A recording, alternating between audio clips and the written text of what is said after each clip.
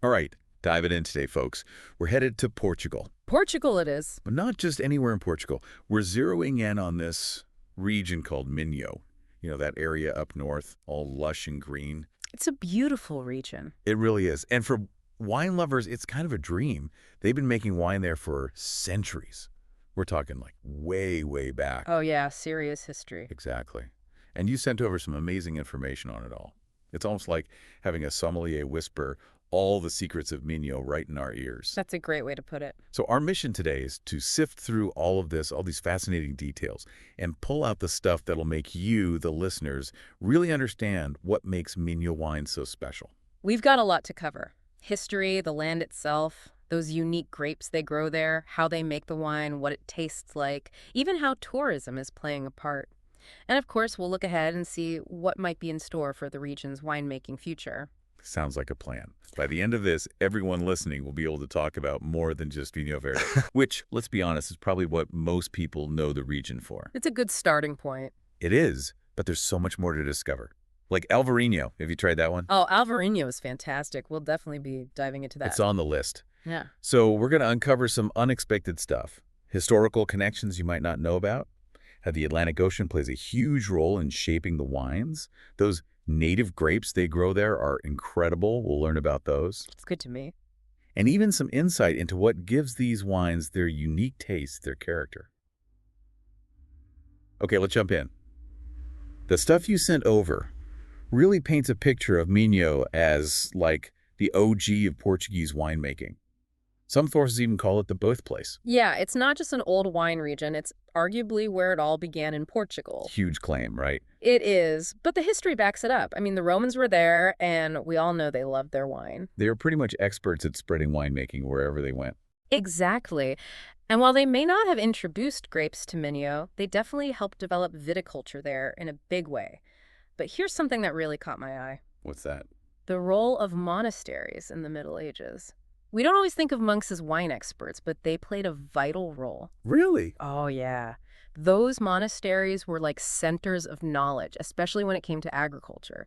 They preserved all that know-how about growing grapes and making wine. Not just that, they actually expanded on it, refining techniques and passing them down through the generations. Wow, that's incredible. So imagine these monks tending their vineyards, perfecting their winemaking skills, all while, doing their monk things. It's an interesting image, right? It is, and it goes to show how deeply rooted winemaking is in Minho's history. Absolutely. And it's not just about the past. Those traditions, those skills passed down through generations of Minho families, they're still alive today. It's like a living heritage. Exactly. You can't separate winemaking from the Minho's culture and its economy. It's shaped the landscape, the customs, even the festivals they celebrate, especially the ones around harvest time. You can practically feel the rhythm of the seasons, the energy of the harvest in everything they do. It's ingrained in their way of life. One source even called it the soul of the Minho people. It's that deeply connected. Okay, so we've established that Minho has this deep, rich history of winemaking. A strong foundation. Now let's talk about what makes it so perfect for growing those grapes in the first place. How? The terroir, right? And there's this one major player that we can't ignore, the Atlantic Ocean. It's the elephant in the room, or maybe the ocean in the vineyard, however you want to put it. It definitely sets the stage. The Atlantic brings this mild, humid climate, keeps things cool even in the summer. And that sea breeze, it's like nature's air conditioning for the vines. Not only that, it helps to keep those pesky fungal diseases at bay. So it's doing double duty, Mhm. keeping the grapes happy and healthy. And you mentioned something interesting before. It's not just any climate. It's particularly good for the white grapes that dominate Minho. It is. The cooler temperatures, the humidity, they create the perfect conditions for those varieties to thrive. That makes a lot of sense. We always think of those crisp, refreshing white wines when we think of Vinho Verde, right? It's a classic style. But it's not just the air, it's the ground, too. The soil, absolutely crucial. And Minho has a pretty diverse range of soil types, doesn't it? It does. We mostly find granitic soils there. Granitic, that means derived from granite, those hard, mineral-rich rocks. So you're saying the soil itself is kind of rocky? It can be. And those granitic soils are great for drainage, but more importantly, they contribute to the acidity and that lovely minerality we find in the wines. But hold on, it's not all granite. No. You also get pockets of schist and alluvial soils, especially down in those river valleys. So that adds another layer of complexity to the terroir.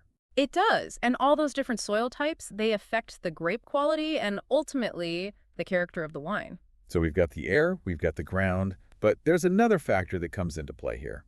Minho is divided into these distinct subregions, each with its own little microclimate. And those microclimates are key to understanding the variety you find in Minho wines. It's like zooming in on a map and seeing all those little pockets of unique conditions. Exactly. Let's start up north with Monção and Melgaço. If you're a fan of Alvarinho, this is the place to be. It's considered the heartland of Alvarinho. You know why. It's slightly warmer and drier than the rest of Minho. Just enough to make a difference, huh? Exactly. Those conditions allow the Alvarinho grapes to ripen fully, develop those complex aromas that make it so special. Peach, apricot, this beautiful minerality. And it's also why those wines can age so well, which is kind of unusual for a Verde wine. That is surprising. Most people think of Vinho Verde as young and meant to be drunk right away. That's the common perception, but Alvarinho breaks the mold a bit. Okay, so moving south a bit, we hit Lima. What's happening there? Lima is all about Vinho Verde in its more classic, delicate style. It's known for those super refreshing wines, and the star grape there is Loureiro. Herrero, I've heard good things. Oh, it's fantastic. It gets those unique floral aromas from the region's climate and those alluvial soils we talked about earlier. Think orange blossom and laurel, really aromatic stuff. Sounds lovely.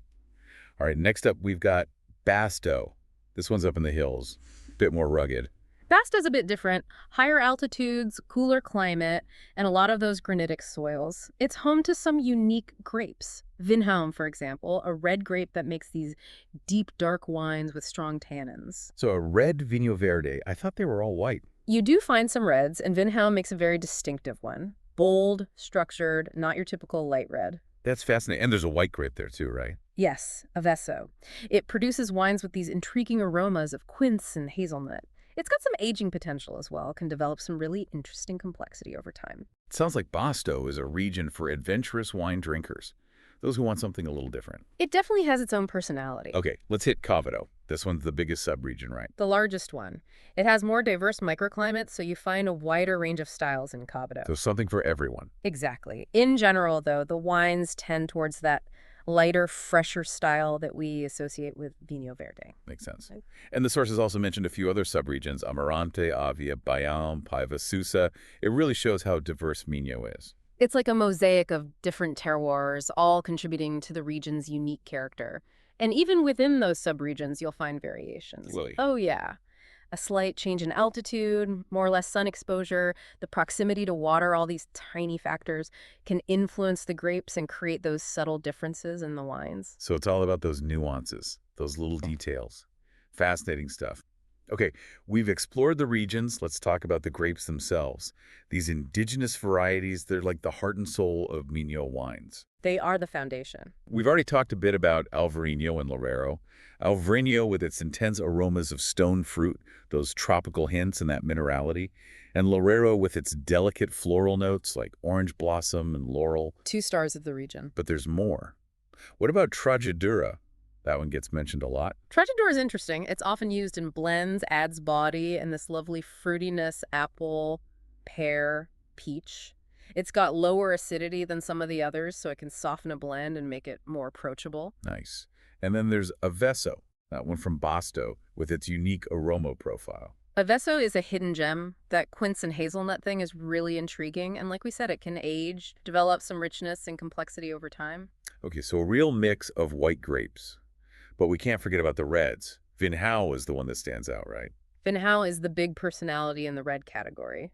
Deep color, firm tannins, makes those Vinho Verde tintos that are quite a departure from the light, crisp whites. It's definitely breaking stereotypes. It is. And then there's Boraçal, not as widely planted, but it often ends up in red blends, contributes acidity and those juicy red fruit notes. So a diverse cast of characters in the grape world of Minho. Absolutely. And there are even more. The sources mention Arinto, Azal, Espadero, Padero. It's like a treasure trove of indigenous varieties. And these traditional grapes, they're not just about making unique wines. They're about preserving the region's identity, its heritage. And they're perfectly adapted to the terroir, they support biodiversity, and they contribute to the local economy. It's all connected. It is. It's a whole ecosystem.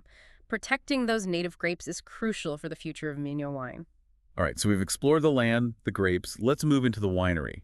How do they actually make this distinctive wine? Well, that's where things get interesting. You find this blend of tradition and innovation. A meeting of old and new. Exactly. In the vineyards, you still see a lot of the traditional unforcado system, that high trellis pergola system, where the vines are trained to climb up those granite posts. Yeah, those are iconic images of Minho. They are, and there were practical reasons for it. It allowed farmers to grow other crops underneath the vines and helped protect the grapes from humidity.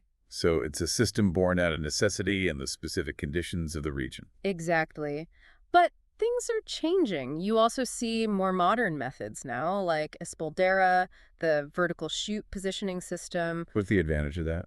It's more efficient, allows for some mechanization, which can be a big help. Makes sense. So tradition and modernity coexisting. Exactly. And in the winery, you find the same thing. Some producers stick to those traditional methods, fermenting in wooden vessels using wild yeasts. That's all about capturing those unique flavors, those complexities that come from the region itself. It is. But then you also have the modern tech. Stainless steel tanks, temperature control, selected yeasts, all that helps to ensure consistency and quality. So it's not about choosing one over the other. It's about finding the right balance, the best way to express the character of the grapes. Okay, so how does all this translate to the different styles of Vinho Verde?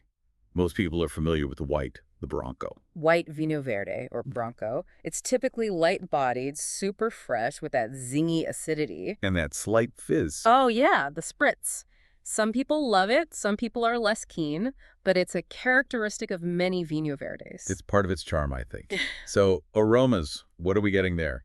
You're going to find those green apple, pear notes, some citrus, maybe a touch of floral, sometimes a hint of herbs. It's all about that fresh, vibrant, almost spring-like character. That sounds delicious. Yeah. But you mentioned Vinho Verde also comes in red and rosé. It does, although the red, Vinho Verde Tinto, is still quite niche. That's where Vigneum shines with its deep color, its firm tannins. It's a completely different experience from the white. It is. You get those dark berry flavors, sometimes a bit spicy, still with that high acidity, often that slight spritz as well. So if you want to challenge your perception of what Vinho Verde is all about, the Tinto is a good place to start.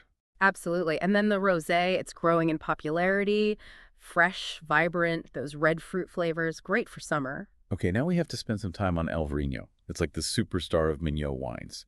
And making it requires a different approach, right? It does. It's all about capturing those intense aromas, those complex layers of flavor. So producers are very selective with the grapes. They press them gently, control the fermentation carefully. It's about precision finesse. Exactly. And some even use oak aging, which adds another dimension to the wine. But there are challenges, of course. Managing the acidity, preserving those delicate aromas, making sure the yields aren't too high so you get concentrated flavors. It all requires skill and experience. It sounds like the winemaker, the enologist, they play a crucial role. Absolutely. They're like the conductors of the orchestra, making sure all the elements come together in harmony. They need a deep understanding of the terroir, the grapes, the techniques, everything. It's their vision that shapes the final wine. It's an art form.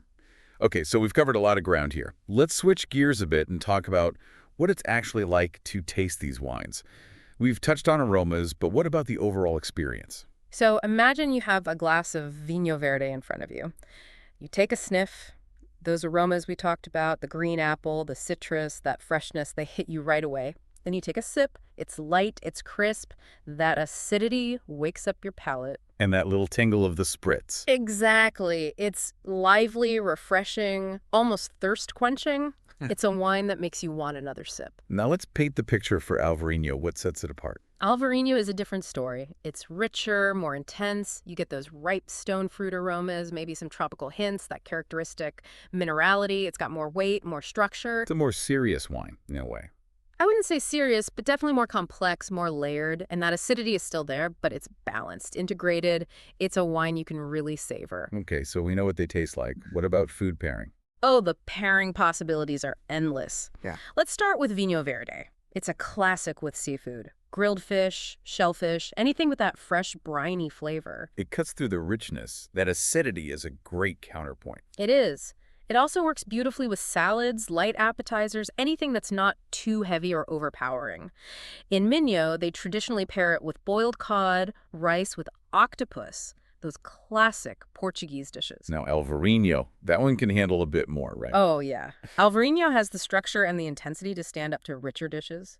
Think lobster, crab, scallops, even fatty fish like salmon or tuna. White meats are a good match, too. It can even handle some spice. Really? Absolutely. And don't forget about cheese. It goes particularly well with medium-intensity cheeses. Excellent tips. And any specific Minho pairings that stand out? One classic pairing is Vinho Verde with caldo verde, that traditional Portuguese soup. I love caldo verde. It's delicious. And Alvarinho, it shines with those heartier dishes, like cozido à portuguesa, that rich stew, or leitão asado, the roast suckling pig. Now we're making me hungry. Sorry, I get carried away when it comes to food. And if we're talking broader Portuguese cuisine, Vinho Verde is fantastic with cataplana de marisco, that seafood stew cooked in that special copper pot. And Alvarinho can even handle leitão, that roast suckling pig we mentioned, or arroz de tamboril, a monkfish rice dish. So many options. Any quick tips for those who want to get the most out of their Minho wine experience? Serving temperature is key. For Vinho Verde, you want it nice and chilled, around 8–10 degrees Celsius. For Alvarinho, a little warmer, around 10–12 degrees. And the right glass can make a difference too. Absolutely. For Vinho Verde, a standard white wine glass is fine. For Alvarinho, something a bit larger to let those aromas open up. And when you're tasting, pay attention. Notice those vibrant flavors in the Vinho Verde, that complexity and minerality in the Alvarinho. It's all about those nuances. It is, and don't Yeah. be afraid to experiment. Some Alvarinhos can age beautifully. That's something I think a lot of people don't realize. It's a nice surprise when you discover how well some of these wines can develop with a little time. Okay, so we explored the wines, but let's talk about the region itself. Enotourism in Minho seems to be booming. It is. People are discovering that Minho is more than just great wine. It's a beautiful region, stunning landscapes, rolling vineyards, those river valleys, even a national park, Peneda Gerês. That's idyllic. It is. And of course, there's the food, the culture, those charming towns like Braga, Guimarães, Ponte de Lima. There's a lot to see and do. So for those who want to experience Minho firsthand, what kind of enotourism options are there? Oh, all sorts. You can visit the quintas, the wineries, go on tours, do tastings, even participate in workshops. Get your hands dirty, literally. Exactly. And there are wine museums. You can learn about the history, the traditions, and then you have the more immersive experiences. Like what? Picnics in the vineyards, overnight stays at wine estates. It's about really experiencing the region, not just the wine. Sounds fantastic. And this enotourism, it's not just good for visitors, it's good for Minho itself. Right. Huge economic impact. Creates jobs, supports local businesses, helps to preserve those traditions. It's all about promoting the region, the brand, the Minho experience. A win-win. Mm-hmm. Okay, as we wrap up, let's look ahead. What's in store for Minho wine? Well, there are challenges. Climate change is a big one. It's affecting everyone, but Minho's particularly vulnerable. More intense rainfall, rising temperatures. Those can have a big impact on the grapes, make them more susceptible to disease. So they're going to have to adapt, find ways to deal with these changes. They are. Some are experimenting with different grape varieties, more resistant ones. Others are changing their growing practices, managing water more carefully, all sorts of things. Innovation is key. It is. And then there's the issue of disease, especially fungal diseases. Humidity is always a challenge in Minho, and climate change is making it worse. So they're going to have to find ways to combat those diseases while still being mindful of the environment.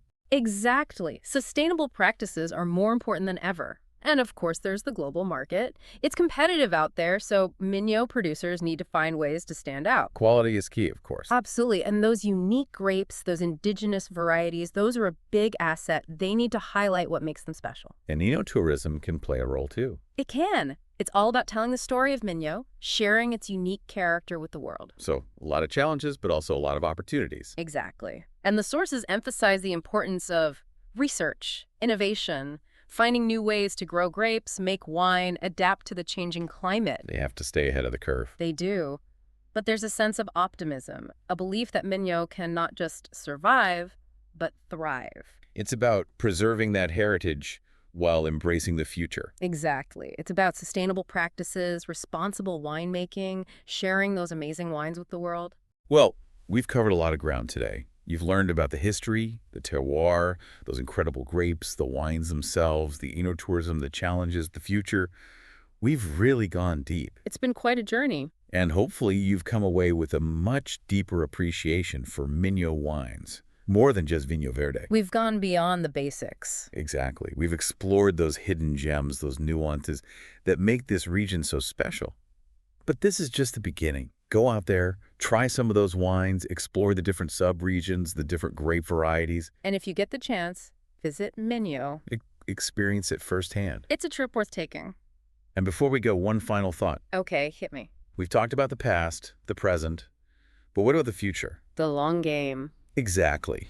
How do you think Minho's commitment to those native grapes, those unique varieties, how will that shape its place in the world of wine, say, 10, 20 years from now? That's a good question. One we'll have to ponder. Until next time, thanks for listening. Cheers to that.